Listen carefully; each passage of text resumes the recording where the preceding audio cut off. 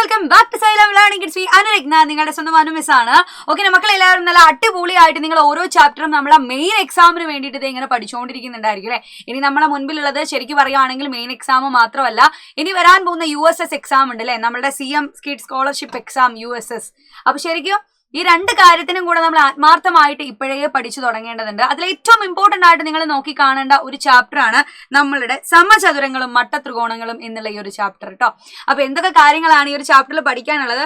ഈ ചാപ്റ്ററിന്റെ ഏറ്റവും ബേസിക് ആയിട്ടുള്ള കാര്യം, അല്ലെങ്കിൽ നിങ്ങൾ അറിഞ്ഞിരിക്കേണ്ട ഏറ്റവും നിങ്ങൾ അറിഞ്ഞിരിക്കേണ്ട നമ്മൾ ഇനി എല്ലാം ചെയ്യാൻ പോകുന്ന പ്രോബ്ലംസിലൊക്കെ ഈ ഒരു ചാപ്റ്ററിൽ അറിഞ്ഞിരിക്കേണ്ട കാര്യം എന്താണെന്നുള്ളത് നമുക്കൊന്ന് നോക്കിക്കളയാം അല്ലെ.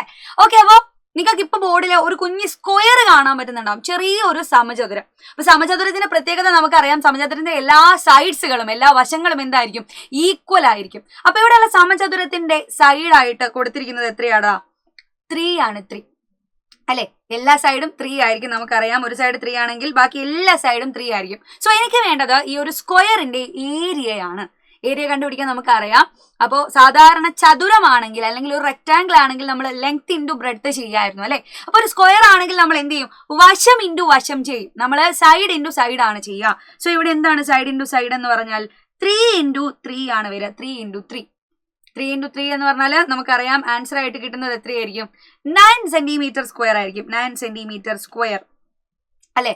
അപ്പോ ശ്രദ്ധിക്കണേ, നമ്മളെല്ലാ യൂണിറ്റുകളും കാര്യങ്ങളും ഒക്കെ ശ്രദ്ധിക്കണം. ഇനി അടുത്തൊരു സ്ക്വയർ ഞാൻ നിങ്ങൾക്ക് തരാം. അതിന്റെ സൈഡ് എന്ന് പറഞ്ഞാൽ 3 1/2 ആണ്. 3.5 സെന്റിമീറ്റർ ആണെന്ന് വിചാരിക്കും.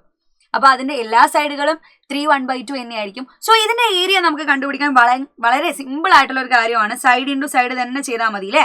3 1/2നെ 3 1/2 കൊണ്ട് തന്നെ എന്ത് ചെയ്യാം? മൾട്ടിപ്ലൈ ചെയ്യാം. സോ ഇതൊരു മിക്സ്ഡ് ഫ്രാക്ഷൻ ആണ്, ഒരു മിശ്ര ഭിന്നമാണ്. നമുക്ക് ഇതിനെ എന്ത് ചെയ്യണം? ഒരു സിമ്പിൾ ഫ്രാക്ഷൻ ആക്കി മാറ്റണം. സിമ്പിൾ ഫ്രാക്ഷൻ ആക്കാൻ ഭയങ്കര സിമ്പിൾ അല്ലേ. എന്ത് ചെയ്യണം? യെസ്, ന്യൂമറേറ്റർ കിട്ടാൻ വേണ്ടിയിട്ട് ഇത് നോക്കിക്കടാ, 2നെ 3 കൊണ്ട് മൾട്ടിപ്ലൈ ചെയ്ത് ഈ 1 ആഡ് ചെയ്ത് കൊടുത്താൽ മതി. 3 2 6 1 7. ഡിനോമിനേറ്റർ 2 തന്നെ, അത് തന്നെയല്ലേ അപ്പുറത്ത് വരിക? 7/2 തന്നെയായിരിക്കും വരിക. സോ 7/2 ഇൻറ്റു 7/2 എത്ര വരും? നേരെ മൾട്ടിപ്ലൈ ചെയ്ത് 7 7 49, 2 2 4. സോ 49/4 സെന്റിമീറ്റർ സ്ക്വയർ എന്ന് നിങ്ങൾക്ക് കിട്ടിയിട്ടുണ്ടാവും. അപ്പൊ സാധാരണ രീതിയിൽ നിങ്ങൾ ഒരു സമചതുരം അല്ലെങ്കിൽ സ്ക്വയറിനെ നോക്കി കാണുമ്പോൾ അതിന്റെ ഏരിയ കണ്ടുപിടിക്കുന്നത് സൈഡ് ഇൻറ്റു സൈഡ് ചെയ്യുമ്പോഴാണ്. സൈഡ് ഇൻറ്റു സൈഡ് എന്ന് പറയുമ്പോൾ ഇപ്പൊ ഏത് ലെങ്ത് വേണമെങ്കിലും വരാം. വന്നൂടെ? നേരത്തെ 3 സെന്റിമീറ്റർ വന്നു, പിന്നെ എന്ത് വന്നു? 3.5 വന്നു അല്ലെ, 3.5 വന്നു. അപ്പൊ ഏത് നീളം വേണമെങ്കിലും സെന്റിമീറ്റർ വേണമെങ്കിലും നിങ്ങൾക്ക് സൈഡ് ആയിട്ട് വരാം. ഞാൻ കോമൺ ആയിട്ട് നമ്മുടെ സ്ക്വയറിന്റെ സൈഡ് A എന്നെടുത്തു. A ഒരു കുഞ്ഞു ലെറ്റർ എടുത്തു എന്നേ ഉള്ളൂ. ഒരു സ്ക്വയറിന്റെ സൈഡ് A ആണെങ്കിൽ എല്ലാ സൈഡും A തന്നെ ആയിരിക്കില്ലേ? നിങ്ങൾക്ക് ഇഷ്ടപ്പെട്ട ലെറ്റർ എടുക്കാം കേട്ടോ. A എന്ന് പറഞ്ഞാൽ ഞാനിവിടെ എടുത്തു എന്നേ ഉള്ളൂ. X എടുക്കണമെങ്കിൽ X എടുക്കാം, B എടുക്കണമെങ്കിൽ B എടുക്കാം, നിങ്ങൾക്ക് ഇഷ്ടപ്പെട്ട രീതിയിൽ എടുക്കാം. സോ ഇതിന്റെ ഏരിയ നമ്മൾ എങ്ങനെ കാണുക? ഏരിയ എന്ന് പറഞ്ഞാൽ സൈഡും കൂടെ മൾട്ടിപ്ലൈ ചെയ്യുന്നതാണ്. Side into side. ഇവിടുത്തെ സൈഡ് എത്രയാ? A ആണ്. സോ നമുക്ക് A ഇൻറ്റു A എന്ന് പറയാം. ഗൈസ് ശ്രദ്ധിച്ചോ, ഇവിടെയാണ് നിങ്ങൾ ശ്രദ്ധിക്കുന്നത്. A ഇൻറ്റു A, നമ്മൾ ഒരു നമ്പറിനെ അതേ നമ്പർ കൊണ്ട് തന്നെ ഇവിടെ മൾട്ടിപ്ലൈ ആണ്. സെയിം നമ്പർ ആണ് അങ്ങോട്ട് ഇങ്ങോട്ട് 2 തവണ മൾട്ടിപ്ലൈ ചെയ്യുന്നത്. സോ ഇതിനെ നമുക്ക് എന്ത് ചെയ്യാം?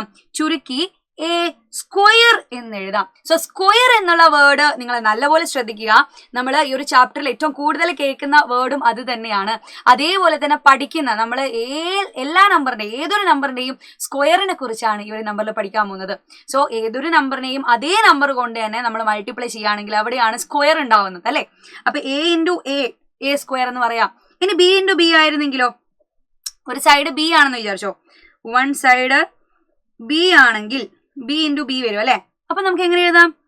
B 2 തവണ മൾട്ടിപ്ലൈ ചെയ്യുന്നു, അതുകൊണ്ടാണ് ബിയുടെ തലയുടെ മുകളിൽ 2 വരുന്നത്. B square. ഇനി ഒരു പക്ഷേ B ഇൻറ്റു B ആണെങ്കിലോ?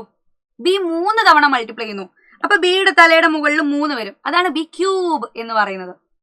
ഓക്കെ, ഇനി B ഇൻറ്റു B 4 തവണ മൾട്ടിപ്ലൈ ചെയ്യുന്നു, അപ്പൊ ബിയുടെ തലയുടെ മുകളിൽ B⁴ എന്ന് വരണം. സോ മനസ്സിലാക്കുക, ഒരേ നമ്പർ 2 തവണ മൾട്ടിപ്ലൈ ചെയ്യുമ്പോൾ B സ്ക്വയർ എന്നാണ് പറയാ. B ഇൻറ്റു B സ്ക്വയർ ആണ്. X ഇൻറ്റു X ആണെങ്കിൽ എന്ത് വരും? X സ്ക്വയർ ആണ് വരിക. സോ സ്ക്വയർ എന്നുള്ള വേർഡ് നിങ്ങൾ മനസ്സിലാക്കുക. അപ്പൊ ഒരേപോലത്തെ ആളുകൾ നിങ്ങൾ ട്വിൻസിനൊക്കെ കണ്ടിട്ടുണ്ടാവും അല്ലെ. ട്വിൻസ് ഇത് തന്നെ നമ്മൾ ആലോചിക്കാൻ, നമ്മൾ പഠിച്ചു വെക്കാൻ നിങ്ങൾ മനസ്സിലാക്കേണ്ട കുറെ സിനിമകൾ ഉണ്ടായിരിക്കും. നിങ്ങൾ നന്ദനം എന്നുള്ള സിനിമ കണ്ടിട്ടുണ്ടാവും. നന്ദനത്തില് ജഗതി നമ്മൾ കുമ്പിടിയായിട്ട് അവിടെയും കണ്ടു ഇവിടെയും കണ്ടു. അപ്പൊ ഒരേ ജഗതിയാണ്. അല്ലെ? ഒരേ ആളുകളാണ്. അപ്പൊ ജഗതി 2 സ്ഥലത്തും ഒരേപോലെ വന്നു. ഒരേപോലത്തെ ആളുകളെയാണ് നമ്മൾ മൾട്ടിപ്ലൈ ചെയ്യുന്നത്. ആലോചിക്കുക, ഒരേ നമ്പർ ആണ് മൾട്ടിപ്ലൈ ചെയ്യുന്നത്. അപ്പൊ ജഗതി ഇൻറ്റു ജഗതി എന്ത് വരാം? ജഗതി സ്ക്വയർ.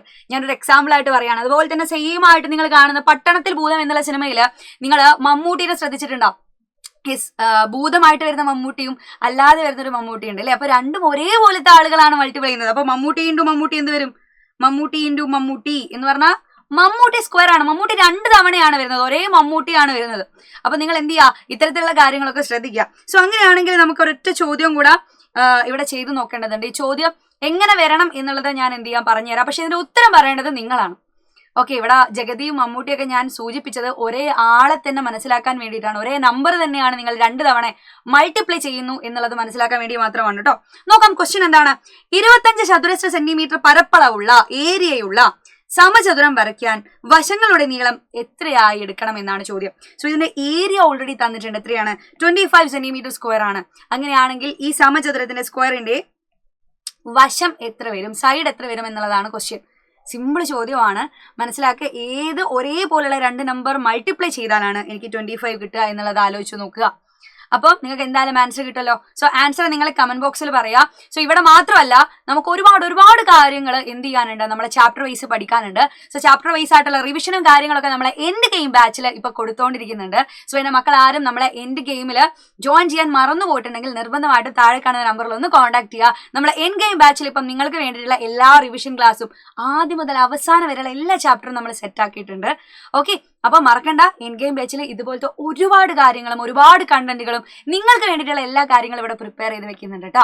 അപ്പൊ എന്തായാലും നമുക്ക് ഇനി എൻഡ് ഗെയിം ബാച്ചിൽ വെച്ച് കാണുന്നത് വരെ ബൈ, സീ യു.